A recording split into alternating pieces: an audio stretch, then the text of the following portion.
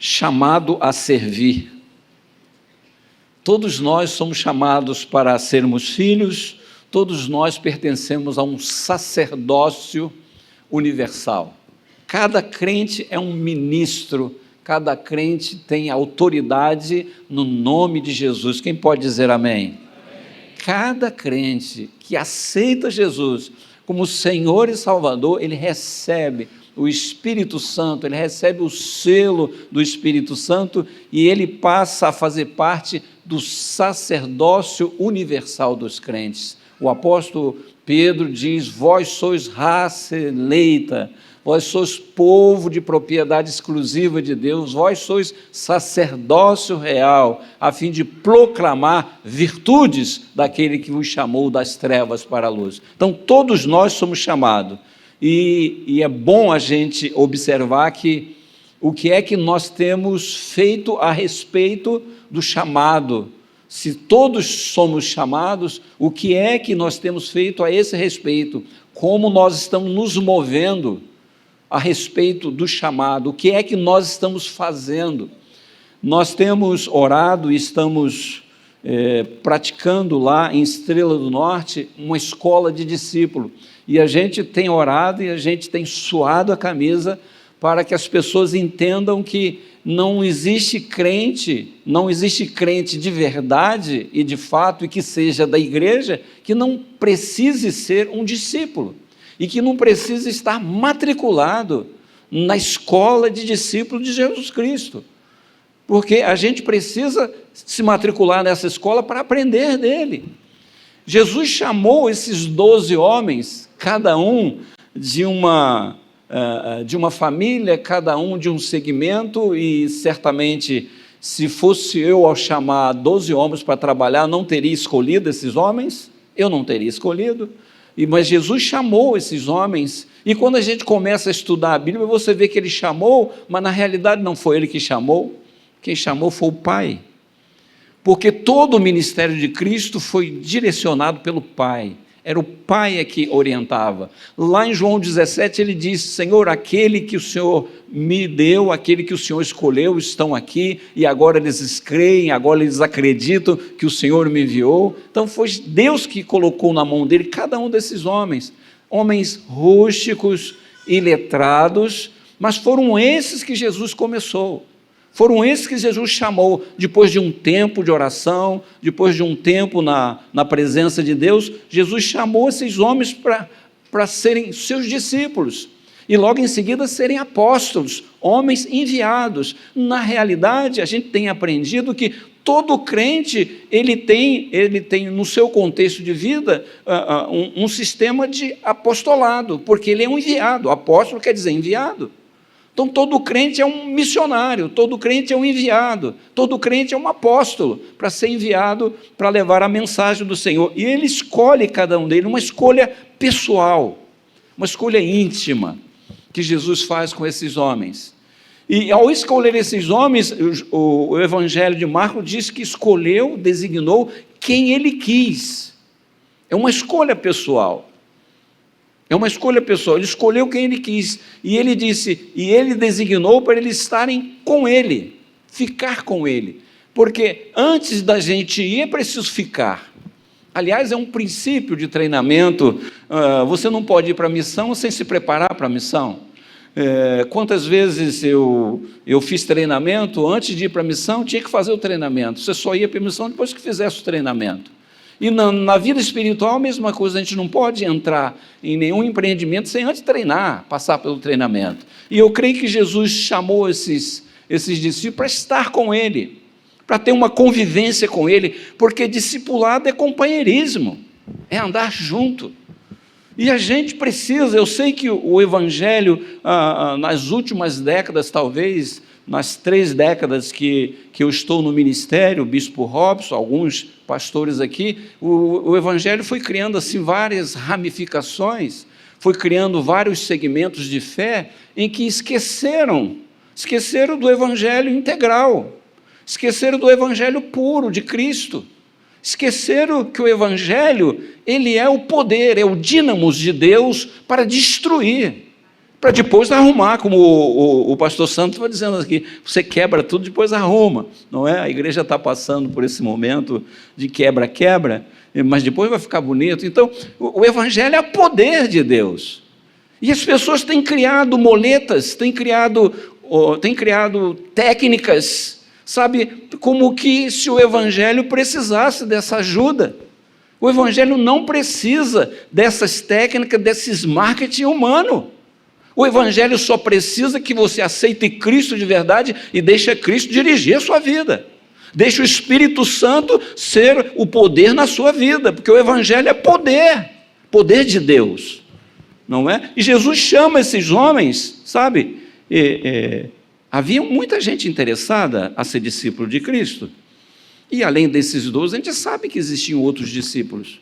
Existiam muitos discípulos, mas ele chamou esses 12 para estar com ele, para andar com ele, para remar o barco com ele, para comer com ele, para passar fome com ele, se fosse o caso, passar sede com ele. Chamou para ter uma vivência, porque vida com Deus não dá para dissociar uma coisa da outra. Não dá para a gente ter a vida cristã em uma área da nossa vida e ter a nossa vida secular separado. É preciso que a gente coloque os valores do reino dentro de toda a nossa vida de maneira integral, o evangelho inteiro para o corpo inteiro, para a igreja inteira. O evangelho integral. Às vezes as pessoas dissociam áreas da sua vida do evangelho, da presença de Deus. A pessoa é como se entrasse no escritório e deixasse o Espírito Santo lá de fora.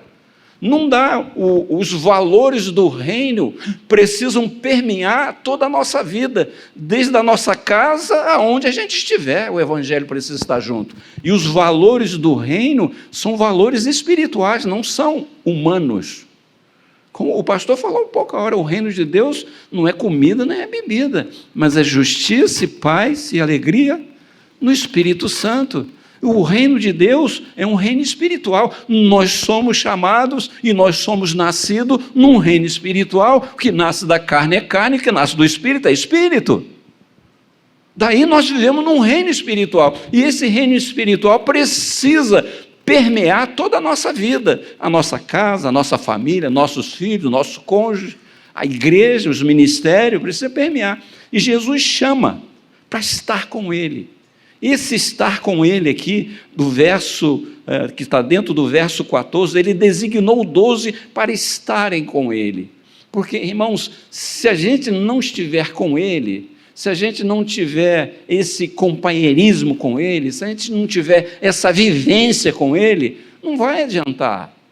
Nós vamos fazer coisa da nossa cabeça. Porque nós temos muitas capacidades adquiridas de maneira natural.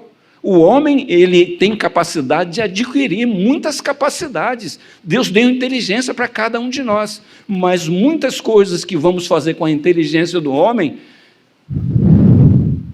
primeiro vento vai espalhar tudo. Porque não terá a consistência do Espírito. E Jesus chama esses homens, e ele escolhe com autoridade, e eu me lembro lá de João 15,16, que ele diz, não foste vós que escolhestes a mim, mas eu vos escolhi, e eu os comissioneis, para que vades e dê fruto, e o vosso fruto permaneça, a fim de que tudo que pedi a meu Pai, ele vos conceda. Então existe uma escolha divina, e ele escolhe, ele traz também a vocação, porque o Espírito Santo, de maneira diversa, de maneira multiforme, sabe, ele coloca para a igreja as variedades de dons, para que a igreja seja suprida em todas as áreas da igreja, mas é preciso estar com ele. Quem está com Cristo aí todo dia, quem pode dizer amém?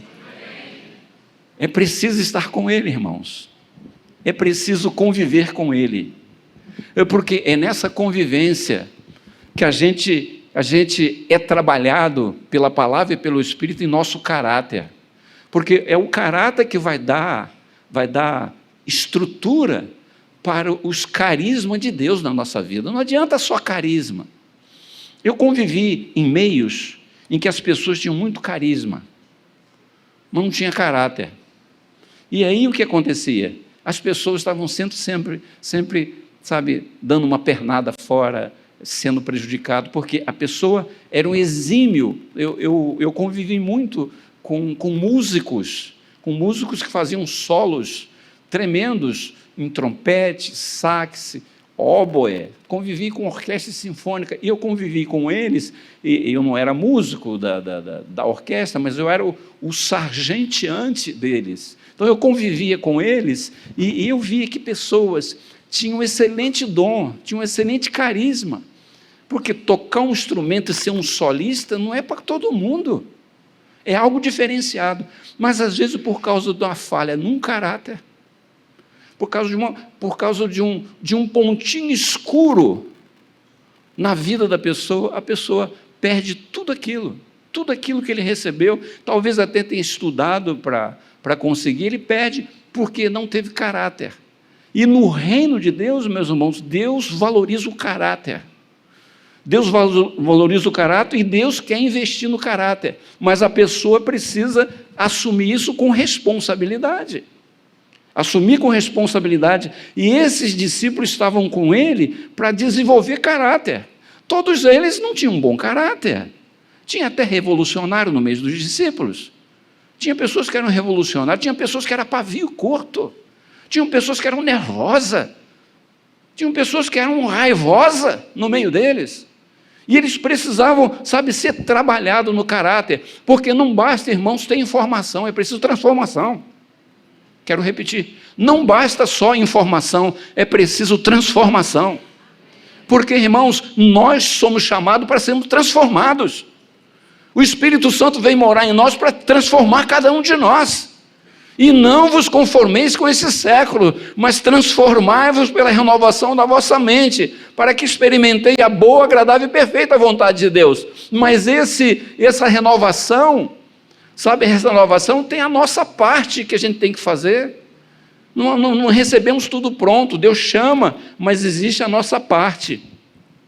E Jesus avisou para eles, na caminhada com eles, Jesus avisou: não vai ser fácil não, porque já dentro do Sermão do Monte, Jesus disse, a porta, é estreita, o caminho, é estreita, eu vou enviar vocês para meio de lobos, e vocês vão ter que ter prudência, como serpente, e ser simples como pomba, porque o mundo lá fora é hostil, eles vão odiar vocês, eles vão criar cilada para vocês. Irmãos, e na prática, o discipulado com Cristo é prático, não é teórico.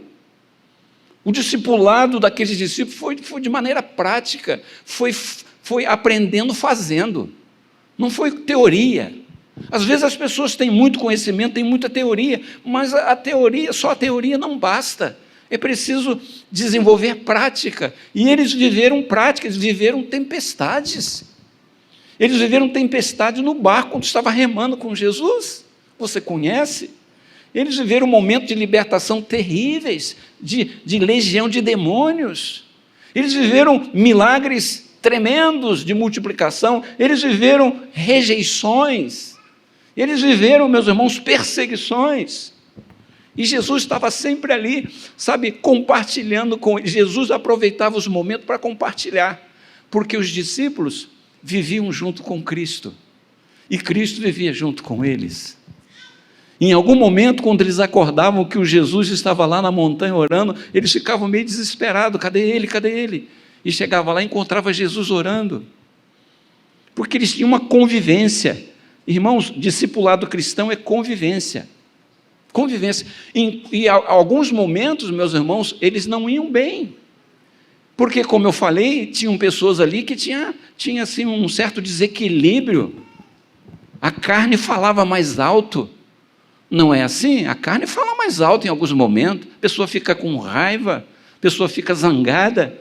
Teve um momento que os samaritanos não quiseram dar pousada para eles, e um deles falou assim, o senhor não deixa a gente pedir para lançar um foguinho em cima deles, não? E Jesus disse para eles assim, vocês não sabem de que espírito vocês são? De que espírito vocês são? querendo que a gente mande fogo sobre eles. Diz que espírito vocês são. Vocês estão convivendo comigo aqui e vocês querem queimar as pessoas, querem revidar. Querem revidar. E outra feita, aconteceu uma libertação lá e dizia, nós proibimos que só a gente pode usar o seu nome. Ele disse, o que é isso? E Jesus estava sempre apaziguando. Não há ninguém que esteja do nosso lado que depois vai ser contra nós. Calma, calma. Porque eles, meus irmãos, eram seres humanos. Quem é ser humano aí? Irmão, nós somos seres humanos, nós somos sujeitos a todo tipo de tentação, todo tipo de situação. Eles eram seres humanos. E havia momentos de desequilíbrio entre eles. Havia momentos de discussões. Havia momentos de vanglória. Havia momentos deles quererem poder. Até então eles não tinham entendido que o reino que Jesus veio inaugurar é um reino espiritual, não é um reino como o reino do mundo. Eles não entendiam, porque, irmãos, é um processo, é um desenvolvimento processual, o entendimento e as revelações de Deus na vida de cada um de nós, sabe? Eles não entendiam, eles queriam poder, eles queriam lugar de destaque, eles queriam, sabe, eles chegaram para Jesus e falaram, Jesus, quem é o maior no reino dos céus? Foi a pergunta deles. Aí Jesus pega uma criança, você conhece a passagem, que está lá em Mateus 18, ele pega uma criancinha e bota no meio deles. E olha assim, está vendo essa criança aí? Se vocês não se converterem como elas, vocês não vão entrar. Já imaginou o impacto? Já imaginaram o impacto na vida daqueles homens rústicos? Eles querendo poder, querendo vanglória, querendo status, e Jesus pega uma criança e coloca no meio dele e diz assim, olha, se vocês não se converterem como essa criança, já pensou o que uma criança pensa? Como uma criança age? Já pensou como uma criança, o comportamento de uma criança? Já pensou na simplicidade de uma criança? Já pensou na dependência de uma criança? Eu estava lembrando que quando eu vim ao Rio pela primeira vez, adolescente, quando ia atravessar a rua, eu procurava a mão de papai para segurar, para atravessar a rua. Hoje em dia, as crianças com 10 anos vão para Niterói, vão para o Rio, tudo sozinho. Eu vim para o Rio adolescente, devia ter uns 12, 13 anos, com o rosto cheio de espinha. Não é assim? Hoje não tem mais isso, né? Aí, ia atravessar a rua, eu segurava na mão de papai. E papai era quase 100% cego, mas eu segurava na mão dele. A simplicidade de uma criança que busca segurança no adulto. E Jesus diz para ele, vocês estão querendo saber quem é o maior? E olha para uma criança que é dependente, que não tem malícia, que não tem maldade. Aqueles homens, meus irmãos, que estavam convivendo com Cristo e conviveram 3 anos com Ele, e de maneira intensiva, um discipulado intensivo. Discipulado intensivo, você conhece as histórias, e eles queriam saber quem é o maior, até o ponto de uma mãe chegar para Jesus e dizer, Jesus, nós queremos te pedir algo. E Jesus pode dizer, senhora, o que a senhora quer? Não, eu quero que meus 2 filhos, um sente à direita, outro à esquerda. Já viu a confusão que deu no grupo? Porque querer estar ao lado de autoridade, todo mundo quer. Até na vida natural.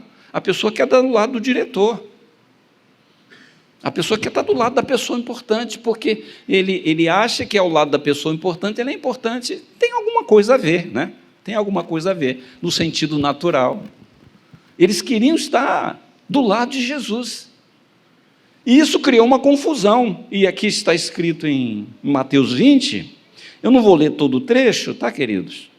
Mas eu vou ler apenas o questionamento dos 10. 20, 24. 20, 24. Ora, ouvindo isto, os 10 indignaram-se contra os 2 irmãos. Você está lendo isso aí na sua Bíblia? Criou-se um conflito. Criou-se um conflito interpessoal. Você já sabe que lidar com pessoas, lidar com grupos, nós precisamos pedir muita graça para a gente aprender a lidar com conflito interpessoal. Não é fácil lidar com pessoas. E Jesus está aqui com esses 12, sabe? E quando os 10 ouviram, diz assim: ora, ouvindo isto, os 10 indignaram-se contra os 2 irmãos. Então Jesus, chamando-os, disse: sabeis que os governadores dos povos dominam, e que os maiorais exercem autoridade sobre eles. Versículo 26. Mas não é assim entre vós.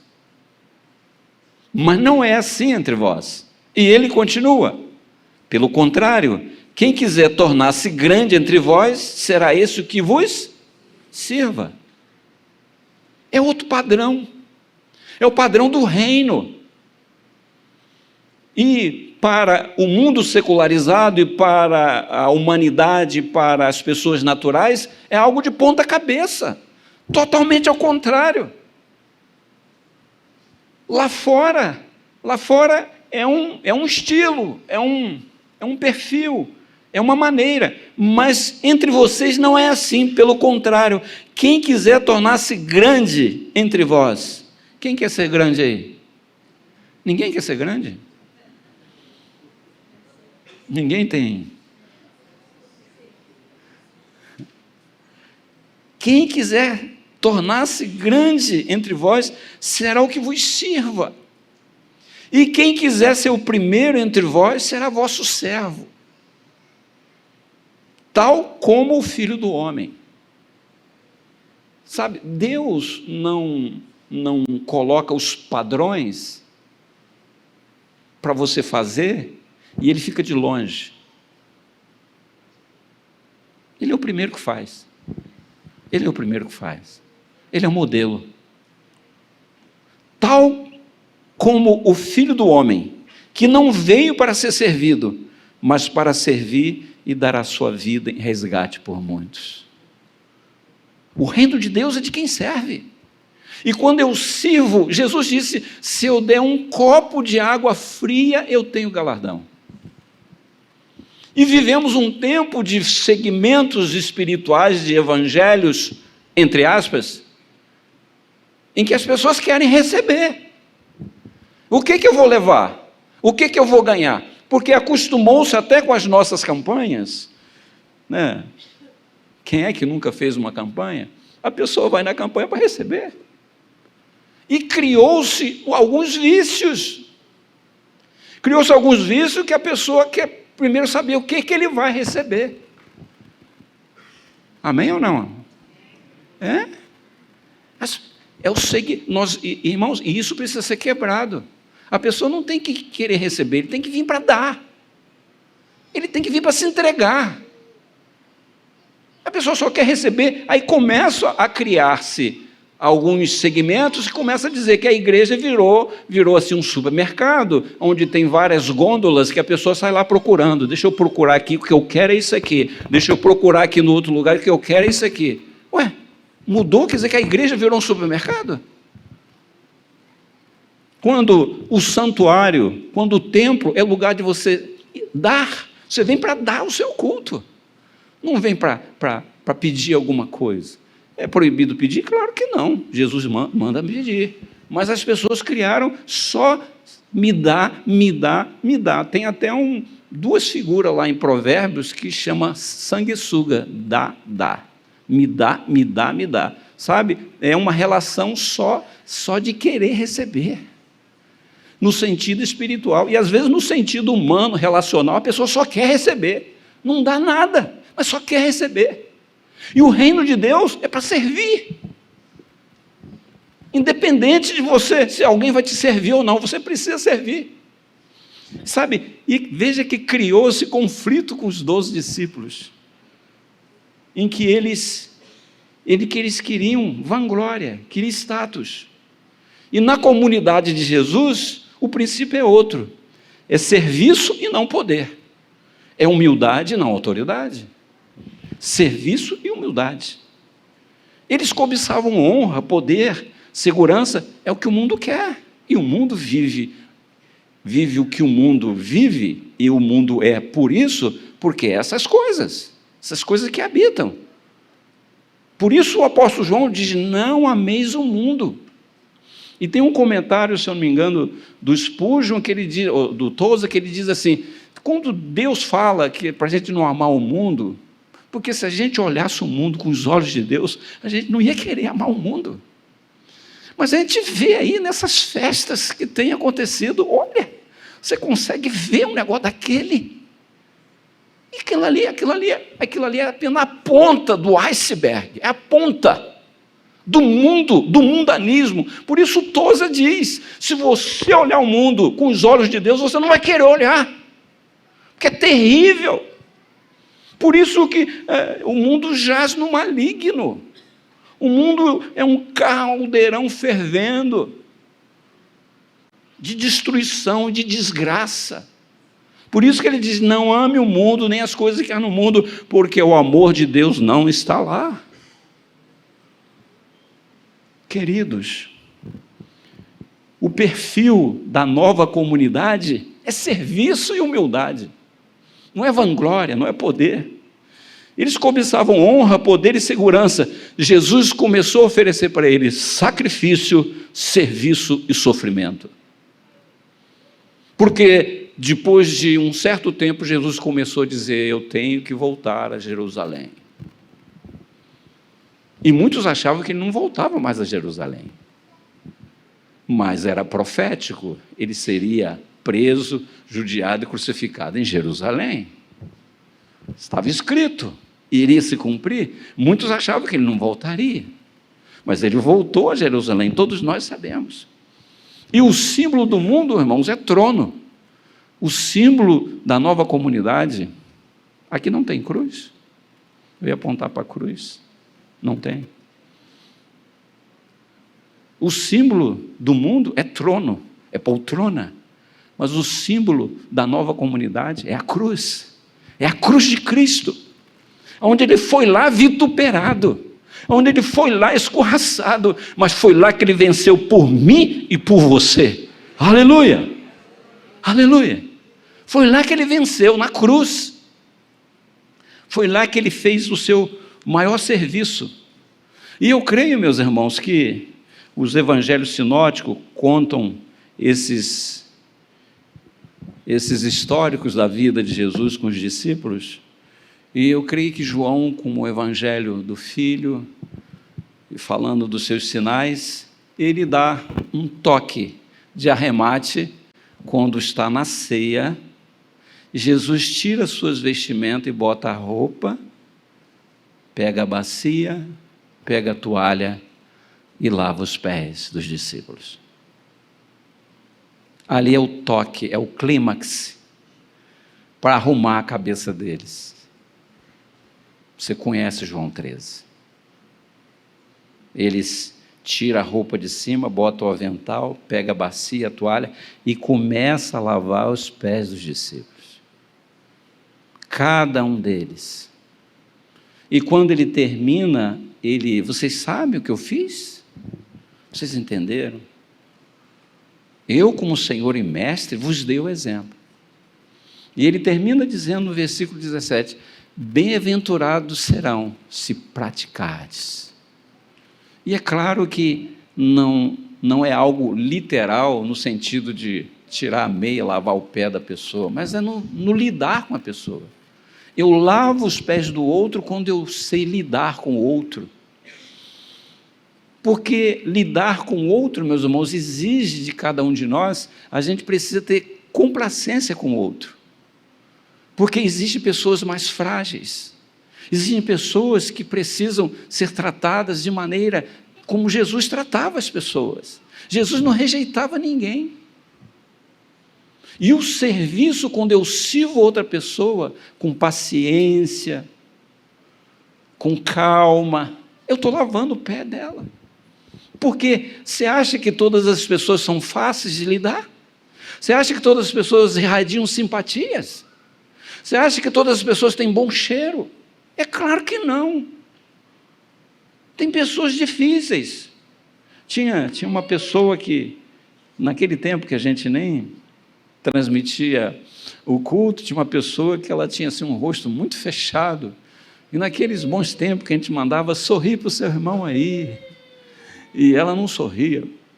Fechada, e eu brincava com ela. No final ela começou a sorrir também. Tem pessoas que são sérias assim, são carrancudas.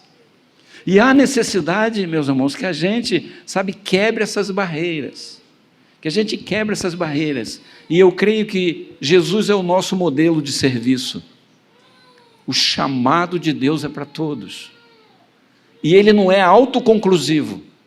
Existe uma parte que eu preciso fazer e você precisa fazer.